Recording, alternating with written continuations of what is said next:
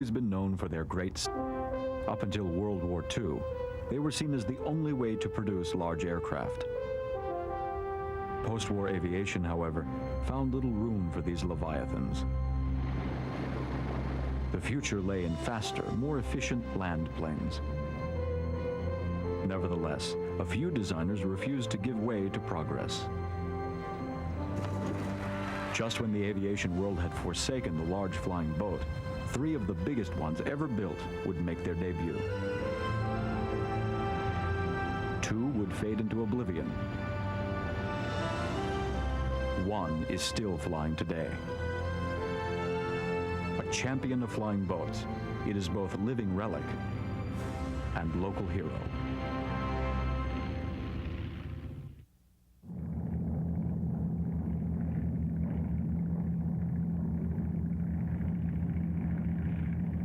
When man first sought to cross oceans by air rather than water, the logic of aircraft designers was simple enough. Build ships that can fly.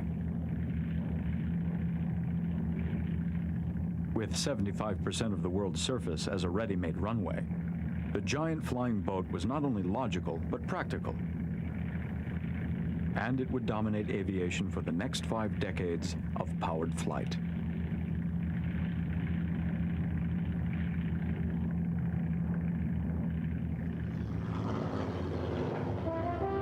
Today, flying boats are all but extinct.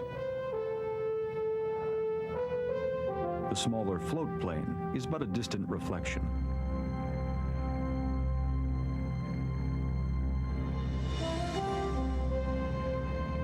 This is Vancouver Island, British Columbia, off Canada's Pacific coast. Near the center, on one of its largest lakes, 2 dinosaurs are alive and well.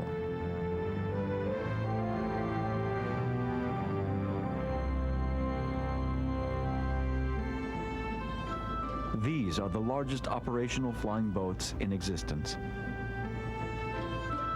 At 200 feet, their wingspan stretches wider than that of a 747 jumbo jet.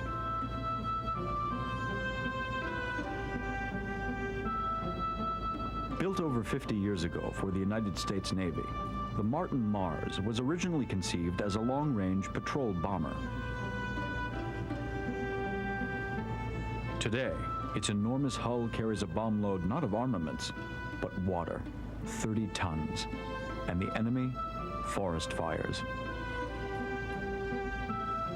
Deemed obsolete by the Navy in 1956, the Mars escaped the scrap heap thanks to a group of Canadian logging companies. Now, with over 30 years of successful firefighting, the Mars water bomber is a living relic from an age when bigger was still considered better in designing flying boats.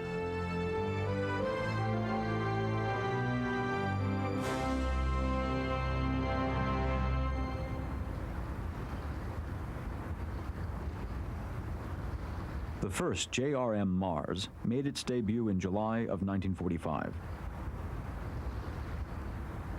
At its christening, the theme was size. The Martin Company had planned quite a show for the U.S. Navy and national press. Master of Ceremonies Glenn L. Martin proudly prepared to launch the Navy's largest flying boat ever, soon to be one of its most successful. The ceremony seemed more befitting the christening of an ocean liner or battleship. But after all, the Mars was a ship with wings. And Martin saw it as the next step toward giant flying boat transports of the future.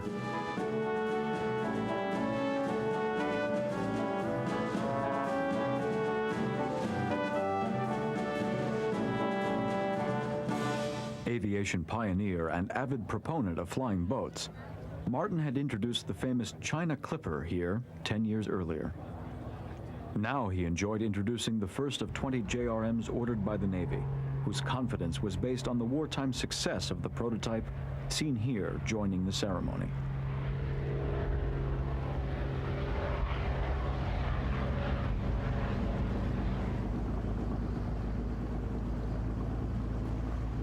The prototype Mars, XPB-2M, had been ordered by the Navy as early as 1938.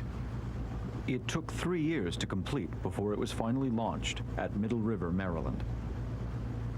Once delivered to the Navy, it would be the largest patrol bomber in World War II with the greatest range, over 4,900 miles.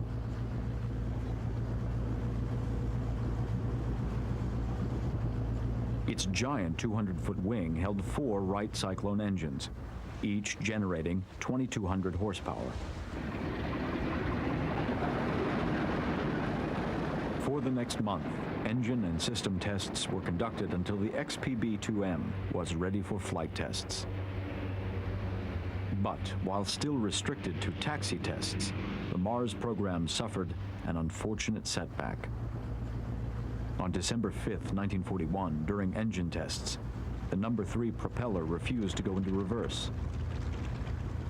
The engine soon caught fire and threw a propeller blade into the fuselage, nearly injuring the flight engineer. The anchor was removed, and the aircraft was run aground in an effort to save it.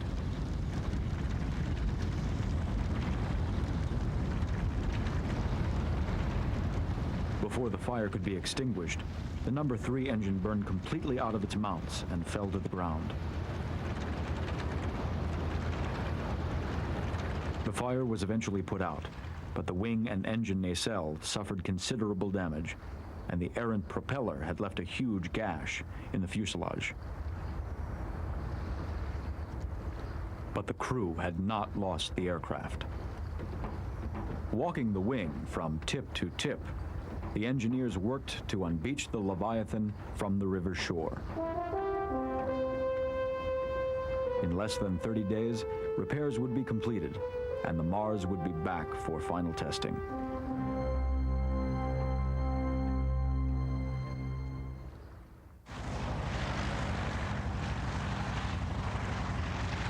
Fitted with a new No. 3 engine, the XPB-2M was ready for its first flight test on June 23, 1942. When flight tests were completed, the decision was made to convert the XPB-2M bomber into a transport aircraft. The bow and gun turret were subsequently removed, decking was reinforced, hatches added, and cargo loading equipment was installed. For the next 18 months, the XPB-2M remained at Martin for final conversion and testing.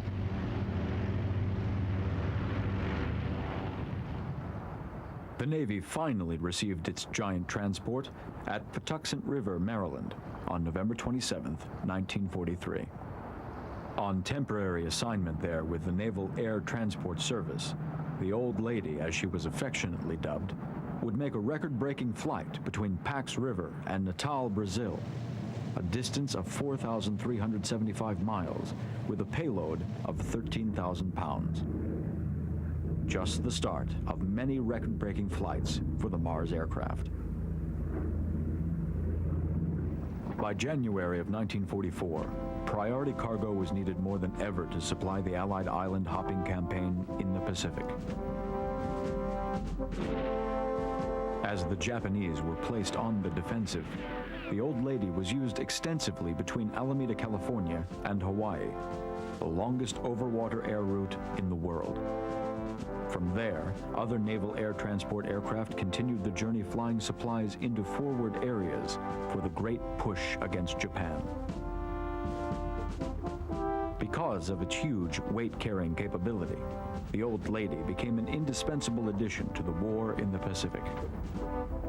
During the bloody fight for Iwo Jima, she carried tons of precious plasma across the Pacific. Before retirement in March 1945, she would carry over 3 million pounds of personnel and supplies, completing 78 round trips between San Francisco Bay and Honolulu. So satisfied was the Navy that 20 improved versions were ordered in January 1945. Glenn L. Martin himself could not have been more pleased.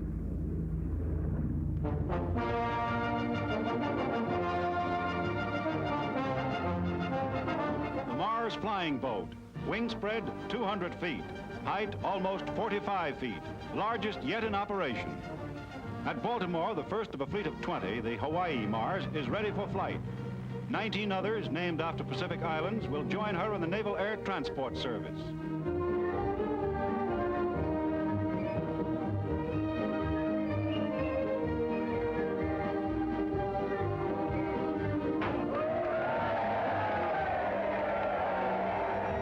Down to the water for a takeoff. The Mars is more than 120 feet long and weighs 72.5 tons.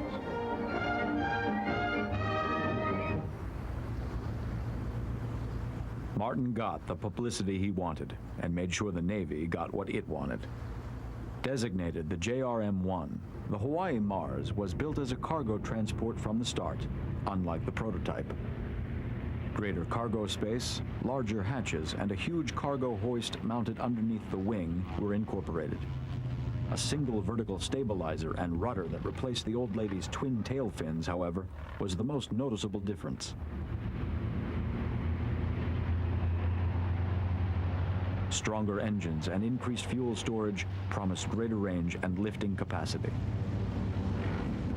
But less than 2 weeks after the Hawaii Mars was christened, its career was snuffed out over the Chesapeake Bay.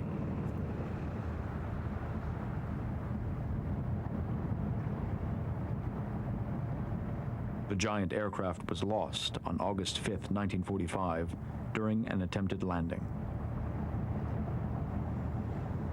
When the sunken wreck was recovered, the cause was evident. The leading edge of the vertical stabilizer had failed.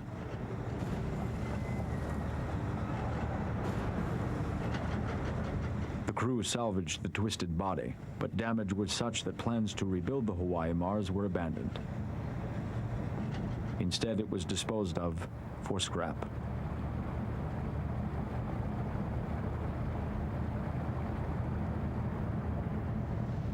Undaunted, Martin continued production. World War II ended the following month, and post-war cutbacks scaled the original order of 20 JRMs down to 5. For the next 11 years, the mighty Mars would continue to ply the Pacific Airways, breaking its own weight-carrying records and serving the Navy with great distinction.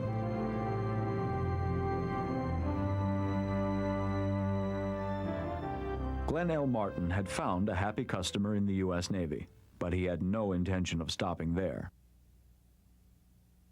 He had hoped the Mars would be a forerunner to a fleet of giant commercial flying boats. The Martin Company produced this promotional film, illustrating what the Mars could offer as a passenger airliner.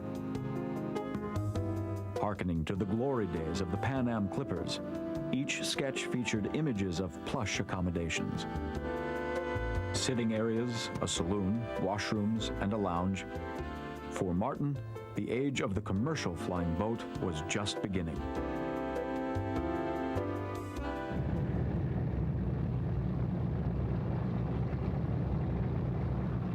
But in the post-war era, it was the beginning of the end. Airline companies were now turning to large 4-engine land planes.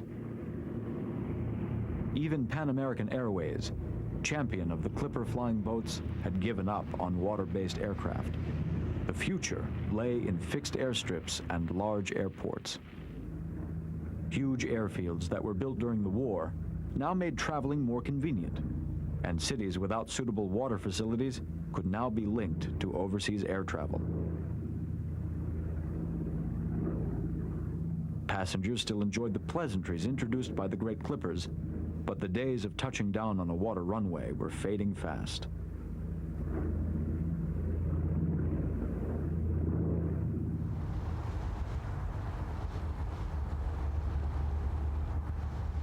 Meanwhile, across the Atlantic, a British aircraft company apparently had refused to step to the march of progress. The Saunders Roe Company, in 1946, acted upon an order to build the largest commercial flying boat ever intended for airline use, the SR-45 Princess. The British Air Ministry had suggested that the British Overseas Airways Corporation, or BOAC, would want the 10-engine monster for its transatlantic routes.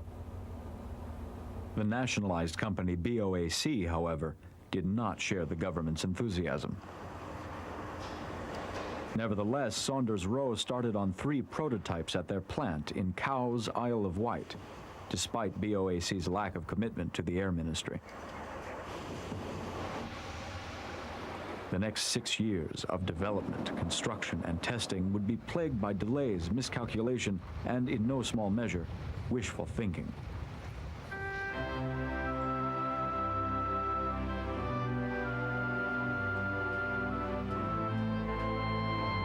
With the arrival of the jet age and the advances being made in small, high-speed aircraft, construction of the Princess could appear only as a leap into the past.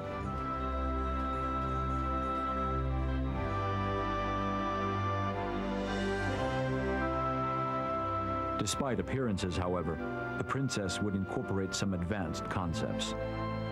Its 2-deck hull, called the double bubble section, would include hull pressurization and air conditioning systems, in which Saunders-Roe broke a great deal of new ground.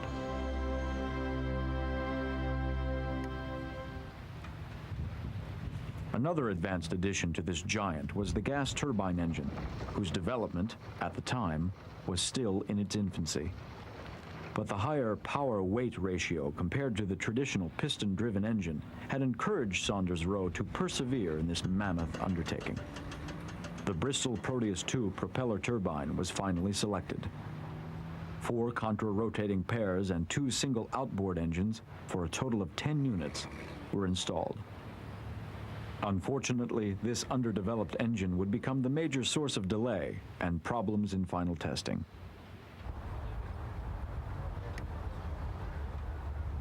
By August of 1952, the first prototype was finally completed, some 3 years after the originally projected flight date.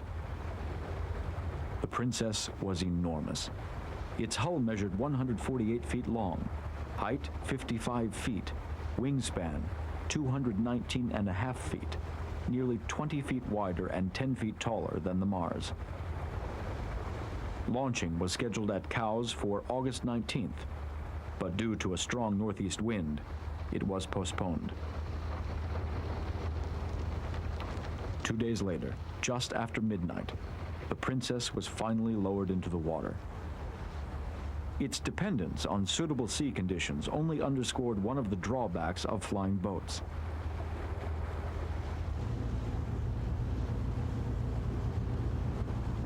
On August 22nd, the Princess was ready to take to the air. The flight crew of 11 boarded the plane and conducted taxiing tests before making their takeoff. Despite the numerous delays, the Princess was considered a technical success. At the time, it was the heaviest all-metal passenger transport ever built, as well as the largest aircraft powered by gas turbines. The greatest technical breakthrough lay in the power control system. Muscle power had been considered unrealistic, and therefore the rudder, elevators, and ailerons were power-assisted with hydraulic boosts. The captain reported excellent air and water handling characteristics, but the Bristol Proteus II engines were grossly underpowered. Advertised at 3,500 horsepower, they actually delivered only 2,500. The Proteus III, to be installed in the definitive model, had not been ready in 1952. Final installation would have promised further delay, but the Princess and the flying boat in general were already operating on borrowed time.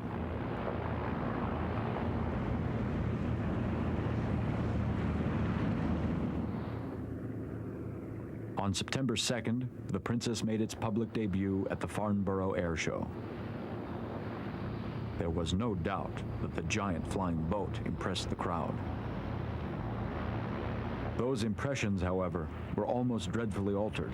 The pilot had taken the Princess to such a high speed that he experienced tremendous difficulty rolling back to level flight. An accident was just barely averted. Despite its successful flights, the Princess's future was uncertain at best. Plans for a 105-seat capacity with luxurious accommodations were never implemented. And BOAC continued to hedge on its intentions for the enormous craft.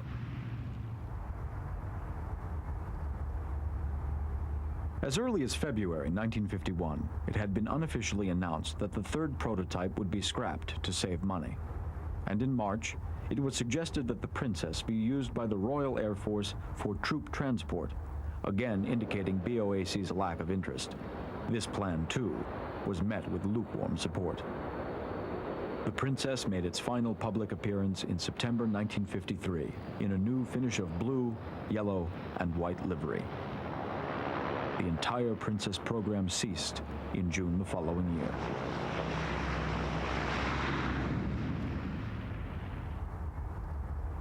With no orders for the giant flying boat, the Air Ministry decided to cocoon all three Princess models. Coats of preservative polyvinyl plastic were applied to prevent deterioration. As a flying boat, the Princess had performed extremely well, both aero and hydrodynamically. But as a viable alternative to its more efficient and speedy land-based contemporaries, it was doomed from the start. The Princess would never lead a new generation of flying boats, but instead suffer the indignity of mummification.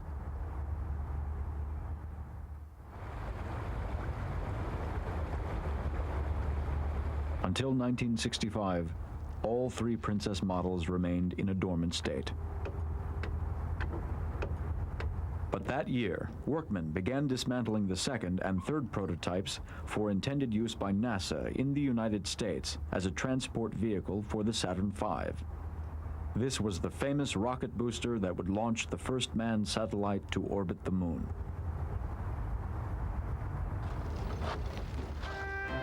Typical of the Princess's experience, however, this order came to nothing.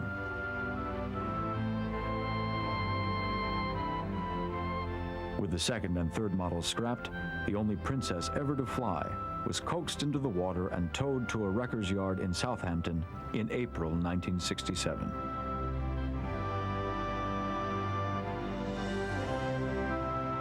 This was the last flying boat ever built for airline use, a victim of its time. As she was begrudgingly nudged to her thankless end, the procession represented a symbolic requiem for the flying boat.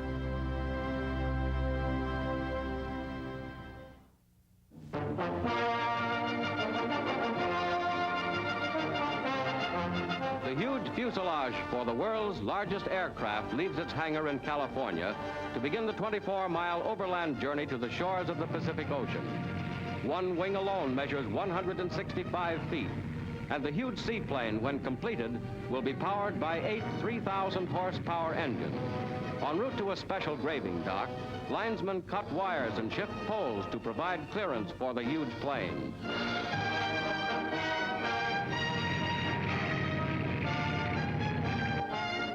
The mammoth hull will rest in this graving dock while the plane is assembled. As yet unnamed, the craft was designed as a cargo carrier, but it could be easily adapted to transport 700 passengers. This, the latest and largest transport plane, opens new horizons in man's conquest of the skies.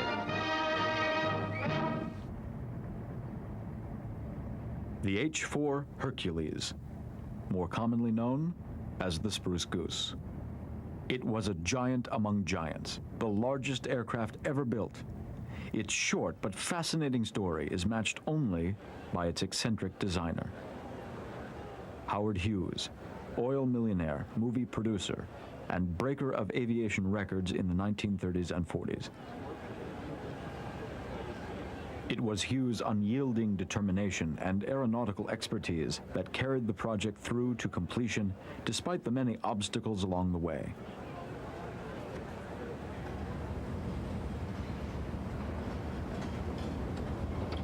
Originally, 3 of these Leviathans were ordered by the U.S. government in 1942 as an answer to the German U-boat threat against Allied shipping during World War II. As conceived, these flying boats would airlift enormous quantities of men and supplies across the Atlantic Ocean non-stop, thus avoiding any contact with submarines. In addition, the entire aircraft was to be built with materials considered non-essential to the war effort. The hull, wings, and tail assembly, everything but the engines, engine mounts, and hardware, were constructed of laminated wood, mostly birch, not spruce.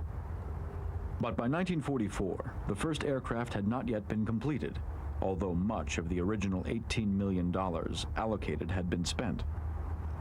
Discouraged, the War Production Board decided to terminate the project. Many in the government considered Hughes a reckless playboy and questioned his integrity regarding the entire project. Luckily, President Roosevelt suggested that at least one of the aircraft should be completed, and a new agreement was reached.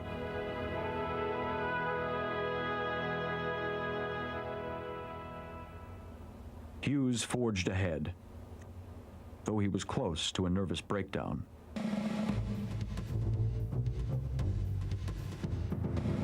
By November 1947, after 4 years of engineering problems, material shortages, and lack of skilled labor, Hughes was ready to take the monster flying boat on its first taxi test.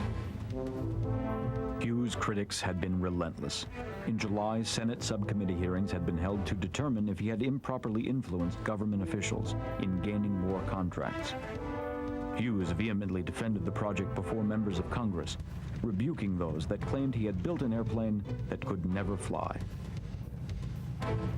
On November 2nd, after inviting the national press and members of the Senate Investigative Committee, Hughes took the controls of the H-4 and began the scheduled demonstration of its water handling capabilities. It was an impressive sight. The wingspan measured 320 feet. That's longer than a football field and twice the distance that the Wright brothers had flown their first airplane. The tail was nearly 10 stories high. The crowd was surely impressed, but in moments, the unexpected was at hand. As the H-4 reached 90 miles per hour, it lifted into the air. We are airborne, ladies and gentlemen. Truly up in the air. And I don't know whether, Howard, did you expect that? Certainly, I like to make surprises. You were surprised? You know, I said I thought I'd make a surprise. Surprised they were. The plane could fly.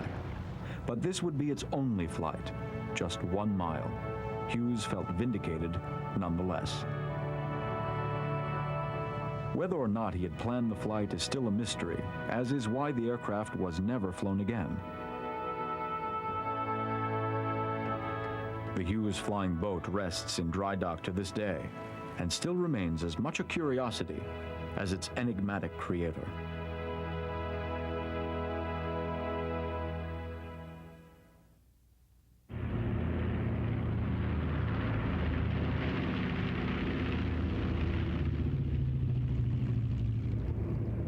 Unlike the Saunders-Roe Princess or the H-4, the Martin Mars was a success in the truest sense of the word.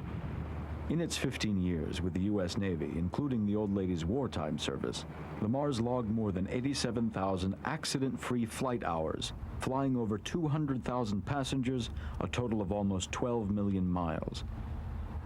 From troop transport to cargo supply, and even as air ambulance.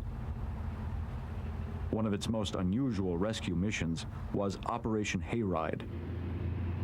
The Marshal Mars was called in to drop several tons of hay and several containers of worms to replenish the food stores of a ship transporting 6 elephants and a large variety of tropical birds. Thanks to the Marshall Mars' huge storage capacity, the hungry animals arrived safely to their destination. Unfortunately, the Marshall Mars would be lost to fire during flight tests in 1950. But the remaining 4 Giants, the Philippine, Marianas, Caroline, and a second Hawaii Mars, kept the Navy proud until 1956, when they were decommissioned. Apparently, the Navy had no more use for them.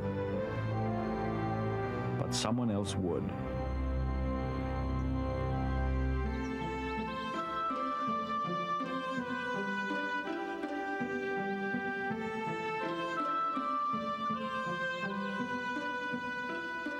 After a string of devastating fire seasons in the late 1950s, a group of Canadian timber companies formed an organization that would forever change the odds in fighting forest fires.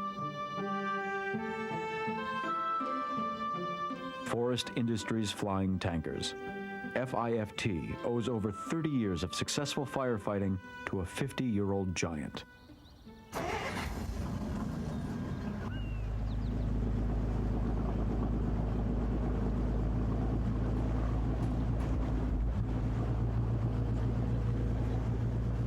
On Sproat Lake in Vancouver Island, British Columbia, the last 2 remaining Mars aircraft are still operating as the most effective water bombers ever used. For one simple reason: size.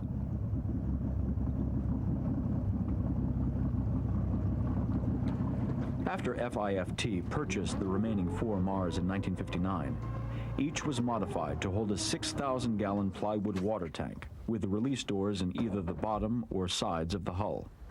Ian Thomas explains. This is LYK, the side dropper Philippine Mars. This is our water tank that we carry the water in. It comes in the back and through the probes, comes through the door system, and loads up in through a set of flapper doors. The tank is broken into 4 sections that we can either drop the front section or the rear section, but usually when we're dropping on a fire, we drop all 4 sections at once, just so that we have an avenue out that all our weight is gone.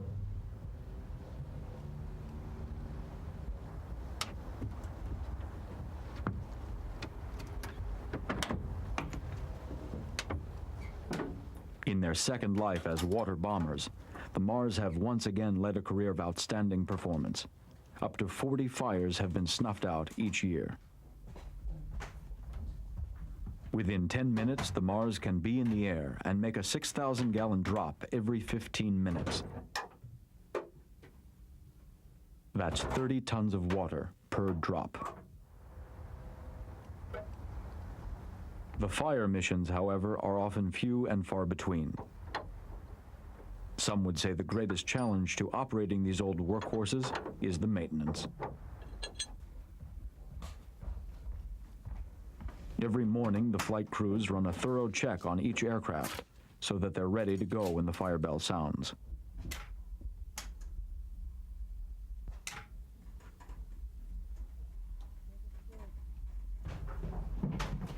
No new parts are being built for a 50-year-old aircraft. When the 4 Mars were first purchased, fortunately they came with 35 additional engines and nearly 90 tons of spare parts.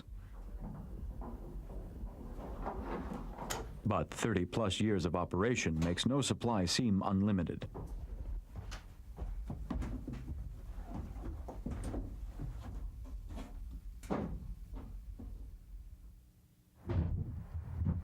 After 2 of the 4 Mars were lost in the early 60s, the Caroline in a hurricane and the Marianas during a fire mission, the remaining 2 became even more precious.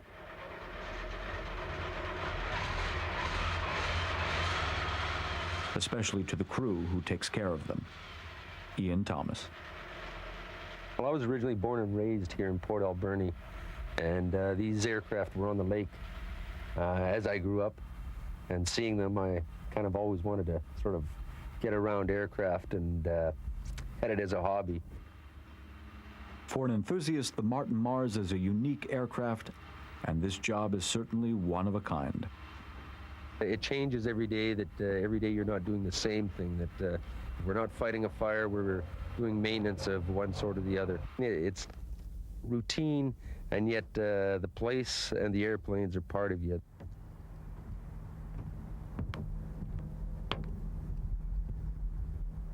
It's a great crew. Everybody gets along. Everybody looks after one another. We care about one another. You're not just a number in a mill or in a factory. That everybody's got a personality and everybody knows everybody, and it's nice. Much of that close camaraderie comes from highly efficient teamwork. As flight engineer, Ian Thomas knows that a successful and safe mission depends on his flawless interaction with the pilot. Pilot has the eyes. I am sitting 30 feet back. I can't really see what's going on. I rely on him, but then he relies on me to maintain the aircraft and operate the engines when he needs the power to get out of a jam or to function in his movement of the aircraft. He relies on me to maintain and achieve that power settings that he's desiring.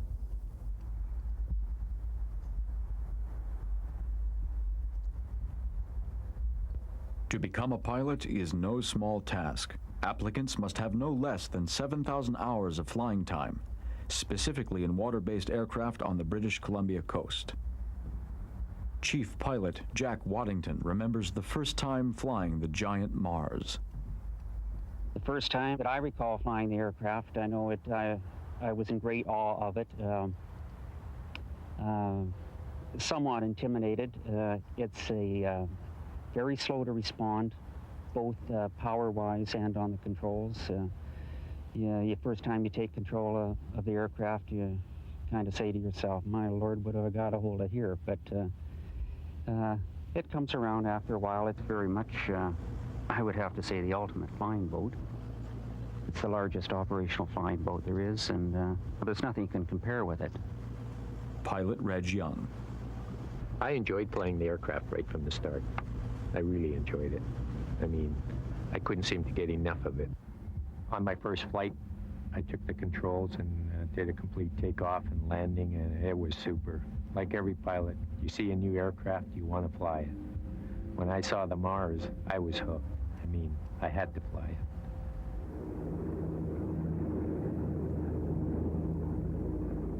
Well, I think there's two things that really make this aircraft ideally suited to water bombing. Number one being a flying boat. We have water everywhere here. We're never any more than 10 minutes away from water, whether it be fresh water or salt water, it doesn't matter. The other thing that makes this aircraft ideally suited is it's a simple aircraft. What we refer to in the aviation community as the KISS principle, keep it simple, stupid. That applies to a lot of different things, but I think with aircraft firefighting and water bombing, that you definitely do want a simple aircraft, not an aircraft that's overly complicated. The more complicated they are, the more things there are to go wrong with it.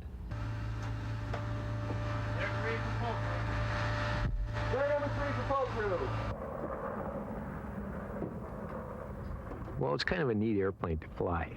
The whole aircraft is flown through intercom. The pilot's in command, passes the commands out to the flight crew.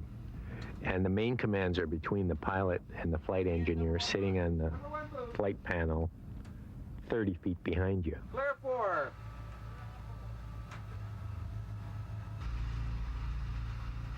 The pilot applies the power for takeoff, and as soon as you get directional control with a little bit of speed, pass the power back to the flight engineer and he adjusts the power for you. From then on, you call commands for whatever power settings you want, whether you're in a climb or a cruise attitude. He manages your fuel system, does all your electrical system, all your fire warning system. Important guy back there. His job is to inform the pilot if anything goes wrong, and the pilot will make the decision on how to handle it. On fire missions, teamwork not only applies to the flight crew, but to the aircraft as well. Crucial to operations is the bird dog, a Grumman goose amphibian. It serves as a spotter for the ground-based fire boss who directs the entire air and land firefighting operation. The bird dog not only provides reconnaissance, but also leads the bomber in for the drop. It takes a crew of 4 to operate the Mars on fire missions: pilot, co-pilot, flight engineer, and flight mechanic. This is going to be a practice drop. The apparent air of relaxation belies the surge of adrenaline triggered by a true fire call. Well, here on the base, when the bell goes off, when you have a fire call, you're usually sitting back, kind of relaxed, not really thinking of having to go to a fire. It's like any city fire hall, the crew's sitting around waiting for the call out. But when the call out goes, it gets the old adrenaline flowing, you jump up and you're gone. You're down the boat and onto that aircraft, and the sooner you get to the fire, the better job you're going to do.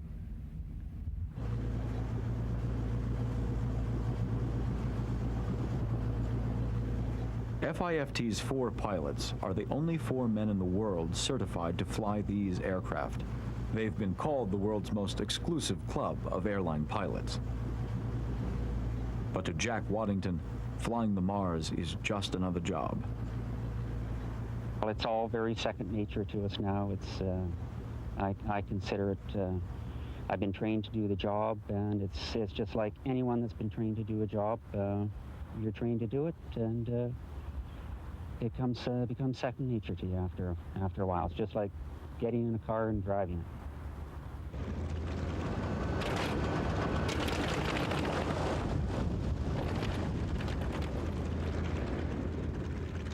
Not exactly the car that you get into every morning. But as the pilots would argue, after extensive training and operational flying, getting in the Mars does become second nature. This is important because the forest fire is an extremely unpredictable enemy.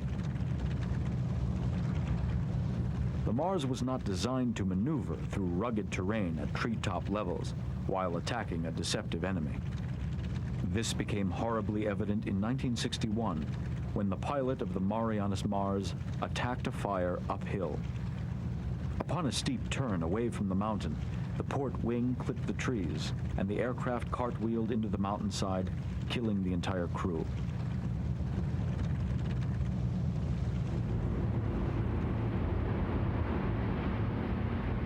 Since then, FIFT management has insisted that pilots are as familiar with the terrain as they are with water-based aircraft.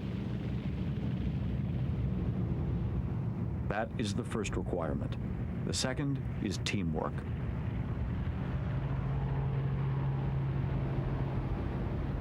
Once the flight crew takes the Mars into the air, procedure is everything.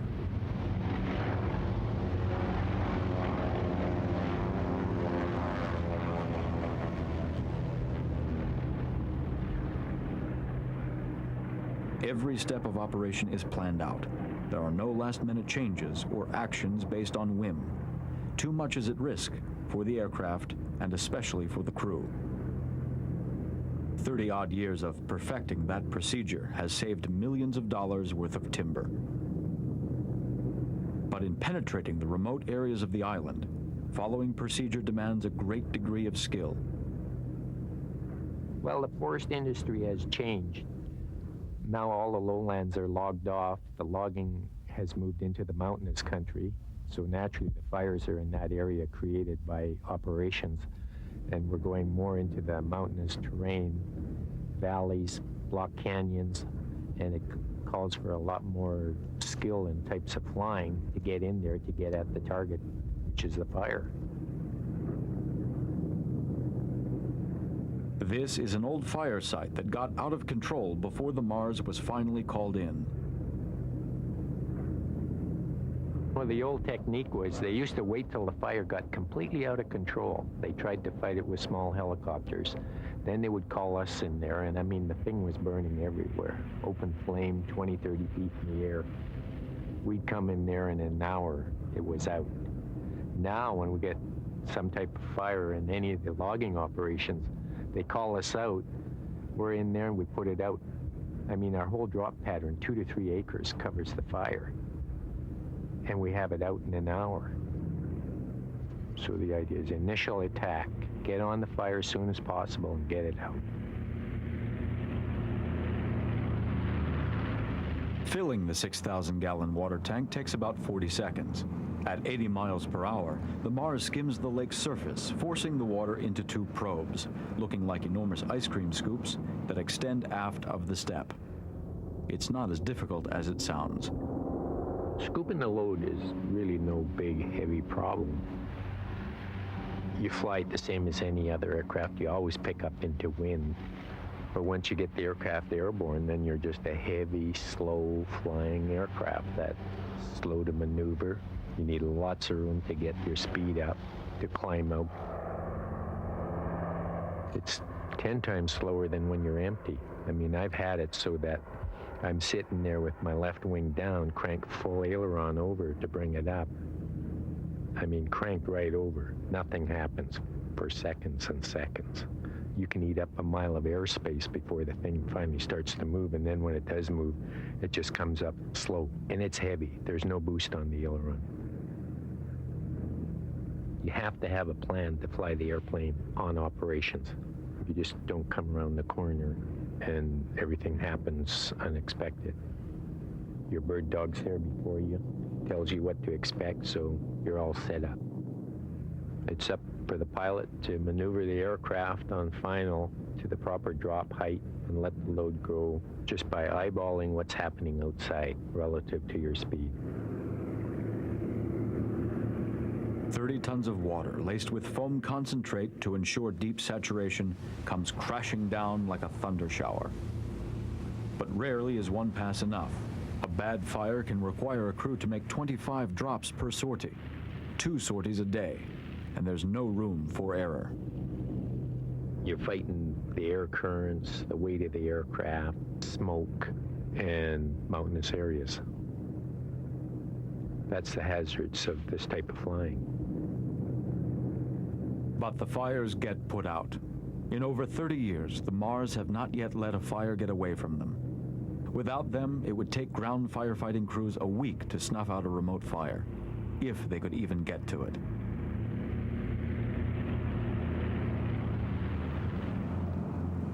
There are hazards, yes, but compensation could be found in the beautiful surroundings this group calls its workplace.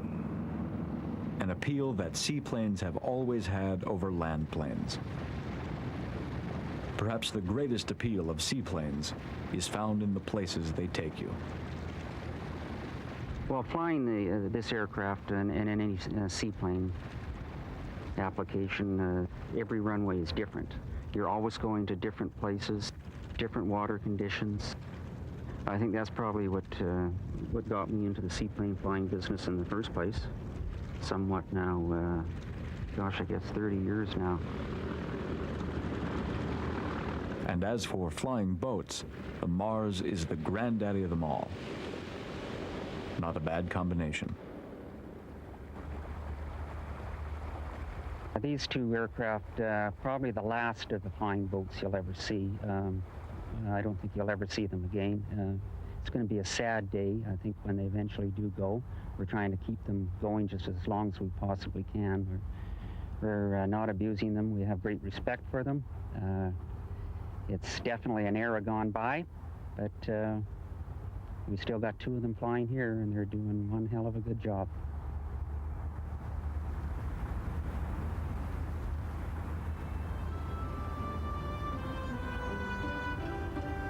Perhaps only Glenn L. Martin could have imagined 50 years ago that his flying boat would still be flying today. Maybe not as a firefighter, but flying boats were always known to be versatile.